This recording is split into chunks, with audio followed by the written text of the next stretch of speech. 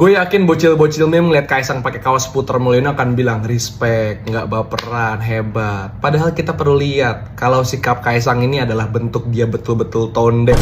Dia lagi bilang ke kita sebagai masyarakat sipil, lu mau demo sekeras apapun, lu mau kritik sekeras apapun, tapi lu nggak akan bisa merubah apapun. Kok lu baper banget sih bang sama kaos? Pasti ada yang bilang gitu. Enggak, ini bukan soal kaosnya. Toh juga dulu Kaisang pernah pakai kaos tulisannya pecinta Samsul Indonesia. Gue juga cuek aja. Kata Samsul lagian mungkin waktu itu Gibran lagi kecelek gitu, lagi tangslip, ya udah aja gitu maksud gue. Human error lah. Tapi kalau soal yang kali ini menurut gue udah di titik emang literally tone deaf banget Kaisang dan sekeluarganya ini. Pertama ya, Kaisang lo tuh lagi kita hujat, lagi kita adili karena lo bagian dari salah satu gratifikasi soal jet pribadi. Tapi di tengah kasusnya ini yang dia nggak pernah respon secara serius, datang ke KPK juga terlambat, itu pun membawa gerombolan.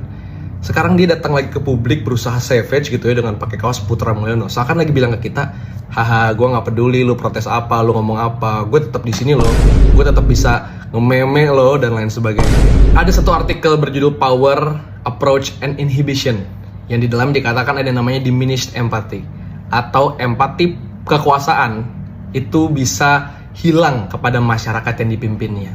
Karena apa ya? Karena dia sudah merasa nyaman dengan kekuasaannya. Dan ini yang hari ini ditunjukkan oleh keluarganya Mulyono. Ingat teman-teman, politik itu bukan cuma bicara undang-undang atau kebijakan, tapi juga bicara body language. Dan gue pengen bilang lewat VT ini, stop di 1 bulan terakhirnya Mulyono.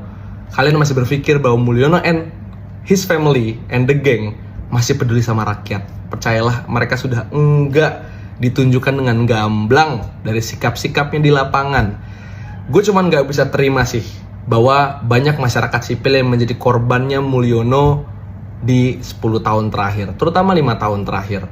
Korban penggusuran, ada yang mati karena kekerasan aparat, ada yang harus meninggal karena kelaparan, ada yang harus bunuh diri karena pendidikan mahal, dan lain sebagainya. Dan presiden seperti itu, pemimpin seperti itu di negara kita harus kita budayakan untuk diadili secara terbuka. Jangan dibiarkan turun dengan tenang dan biasa-biasa aja.